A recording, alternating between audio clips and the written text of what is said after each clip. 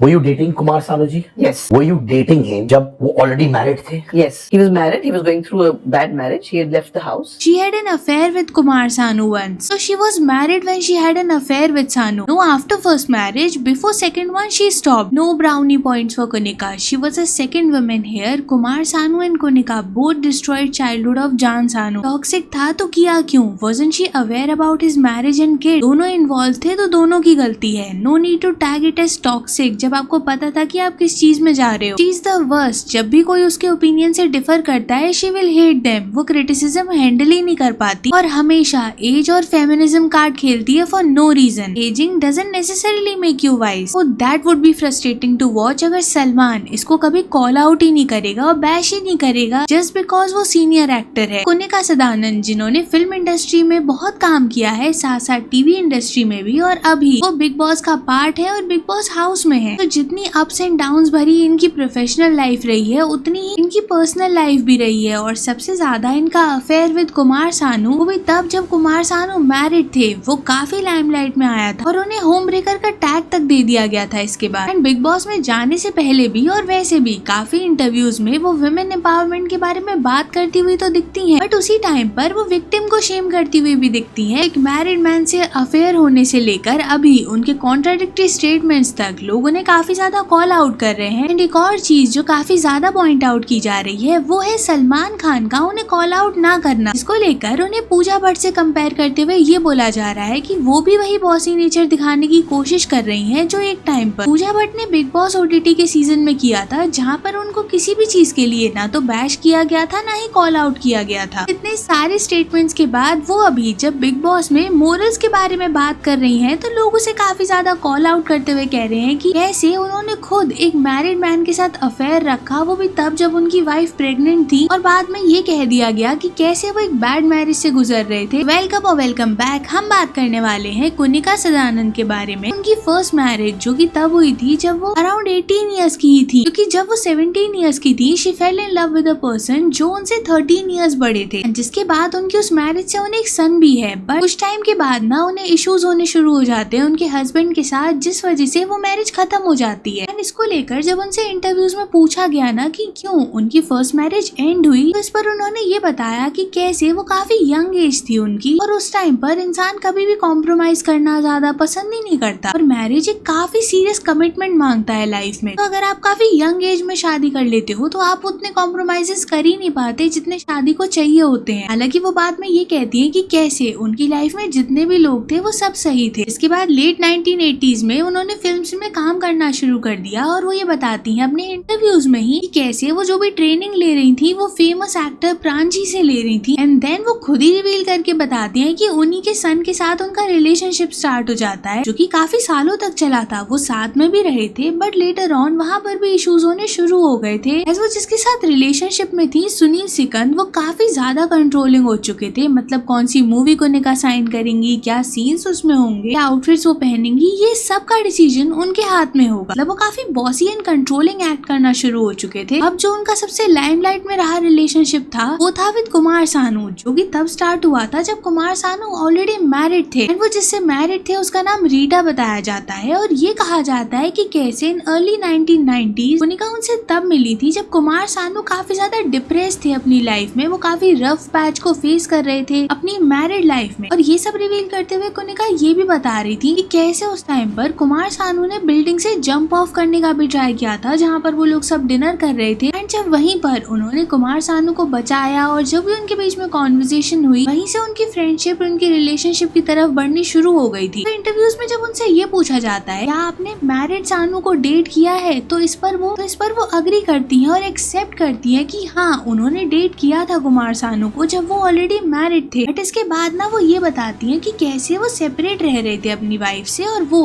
Unhappy marriage थी उनकी. कुमार सानू को लेकर वो ये बताती हैं कि कैसे उनसे उनकी शादी नहीं हुई थी बट उन्होंने उन्हें अपना हस्बैंड मान लिया था और वो सारे रोल्स वैसे ही प्ले करती थी. तो उनसे इंटरव्यूअर ये पूछते हैं कि क्या कभी भी उनकी उस वाइफ ने कोनिका को कन्फ्रंट नहीं किया उनके उस रिलेशनशिप को लेकर. तो इस पर कोनिका बताती है कन्फ्रंट उन्होंने तो उनकी कार का शीशा तोड़ दिया था, उनके घर के बाहर आ गई थी, चिल्लाने लगी थी. आगे वो ये बताती है कि वो सब कुछ समझ सकती थी क्योंकि उनके बच्चे थे, उन्हें उसके लिए पैसे चाहिए थे, वो अर्निंग नहीं थी. तो इसमें वो गलत नहीं है. बस आगे कोनिका ये भी बताती हैं कि देन कुमार सानू की वाइफ ने ये कहा था कि उन्हें कुमार सानू दोबारा उनकी लाइफ में नहीं चाहिए। देखो, जब भी कोनिका से या फिर इस रिलेशनशिप को लेकर क्वेश्चंस उठे हैं ना, तब एक चीज जो बार बार आई है वो ये है, कैसे हाँ वो मैरिड जरूर थे बट वो अपनी वाइफ से सेपरेट रह रहे थे और कोनिका और वो लिव इन रिलेशनशिप में थे, एंड तब कोनिका मैरिड नहीं थी और कुमार सानू काफी अनहैप्पी मैरिज से डील कर रहे थे। वो यहाँ पर इन अ वे ये पोर्ट्रे करने का ट्राई किया जाता है कि ये फिर कोई गलती नहीं हुई। अब देखो, जो कोनिका जी मॉरल्स के बारे में बात करती है वो इस चीज को जस्टिफाई करने का भी ट्राई करती है। देखो, अगर किसी ने चीट किया है तो सबसे बड़ी गलती तो उस पार्टनर की ही है जिसने चीट किया है, बट अगर आपको पहले से पता है कि आप एक मैरिड पर्सन के साथ इन्वॉल्व हो रहे हो, वो भी तब जब उसकी वाइफ प्रेग्नेंट है, तो गलत तो आप भी हुए ना। सिर्फ ये कह देना कि वो एक अनहैप्पी मैरिज थी इसीलिए ये सब हुआ, तो ऐसा नहीं है कि अगर कोई अपनी मैरिज से खुश नहीं है या वो काफी चीजें डील कर रहा है तो आपको लाइसेंस मिल जाएगा कि आप डेट करना शुरू कर दोगे, एक्स्ट्रा मैरिटल अफेयर करना शुरू कर दोगे। हाँ, मतलब ये तो कोई जस्टिफिकेशन हुआ ही नहीं ना। कोनिका ने काफी वेट किया था कुमार सानू का, और जब वो उनके साथ सेटल नहीं हो रहे थे तो उन्होंने अपनी लाइफ को, रिलेशनशिप को दूसरा मौका देने की कोशिश की और दूसरी बार शादी की। और जब उनकी दूसरी बार शादी होती है ना, तो तब भी उन्हें एक बेटा ही होता है, बट इसके बाद भी कुमार सानू ने रीच आउट करते हैं, मतलब जब उनकी दोबारा शादी हो गई है उसके बाद, क्योंकि कोनिका ने खुद इंटरव्यू में बताया है कैसे कुमार सानू ने उन्हें कॉल करके मिलने बुलाया, and during their conversation Kumar Sanu की ऑडेसिटी देखिए आप कि वो उनसे ये कहते हैं कि तुम मेरी लाइफ में वापस आ जाओ। अब देखो, कोई इंसान अपनी प्रोफेशनल लाइफ में अगर बहुत अच्छा है तो जरूरी नहीं है कि उसकी पर्सनल लाइफ मेस्ड अप ना हो या वो प्रॉब्लमेटिक रही ना हो। नाउ टॉकिंग अबाउट कि कैसे कोनिका ने लड़कियों को लेकर जो फिल्म इंडस्ट्री में चीजें बार बार सामने आती हैं कि कैसे उन्हें काफी सारी चीजों को फेस करना पड़ता है, इसको लेकर ना एक काफी अजीब सा स्टेटमेंट दिया था। यहाँ पर वो एग्जाम्पल देते हुए ये बताती है, अगर कोई लड़की किसी डायरेक्टर से मिलने जा रही है और वो ये बोल दे कि आपका परफ्यूम एक्चुअली अच्छा लग रहा है, तो डायरेक्टर तो उस वैसे बिहेव करेगा ना फिर, क्योंकि लड़की तो खुद हिंट्स ड्रॉप कर रही है। तो क्लियरली यहाँ पर वो ये कहने की कोशिश कर रही थी कि ऐसी सब चीजें हमारी फिल्म इंडस्ट्री में तो होती ही नहीं है। अब इसके कुछ टाइम बाद ना मैंने उनका एक और इंटरव्यू क्लिप देखा था जहाँ पर वो ये बता रही होती है कि कैसे पास्ट में उनके साथ खुद ही मिसबिहेव हुआ है, एंड तब जब वो सुनील सिकंद को डेट कर रही थी और फिल्म की शूटिंग कर रही थी तो प्रोड्यूसर ने उनके साथ मिसबिहेव किया, उन्हें टच करने की कोशिश की इन अ रॉन्ग वे। कोनिका के लिए काफी स्कैरी था, इसे उन्होंने खुद बताया है। इसके बाद कोनिका ने तुरंत अपने बॉयफ्रेंड को बताया जिन्होंने उनके लिए स्टैंड लिया। अब आप खुद सोचो कि जब खुद के साथ वो सिचुएशन हो चुकी है तब भी विमेन की ऑडेसिटी देखो आपकी, ये यहाँ पर बैठकर विक्टिम की ही शेमिंग कर रही है। मतलब ऐसे ही लोग होते हैं जो प्रेडेटर्स को खुली छूट दे देते हैं कि इनकी तो कोई गलती ही नहीं थी, विक्टिम की ही गलती है, एंड वो भी तब जब आपने सेम चीज इंडस्ट्री में इतने टाइम पहले फेस की हुई है। नाउ ये जितना शेमफुल है उतना सरप्राइजिंग भी है कि कैसे लोग इतनी कॉन्ट्राडिक्टरी बातें करते हैं फिर दूसरों की मोरल पुलिसिंग करते हैं। बाकी तो अब आप बताना कमेंट्स में कि कोनिका जी के ये पास्ट को लेकर और उनके ये कॉन्ट्राडिक्टरी स्टेटमेंट्स पर आपका क्या ओपिनियन है। और अगर वीडियो यहाँ तक देख रहे हो तो चैनल को सब्सक्राइब करके नोटिफिकेशन जरूर ऑन कर लेना, एंड थैंक्स फॉर वॉचिंग।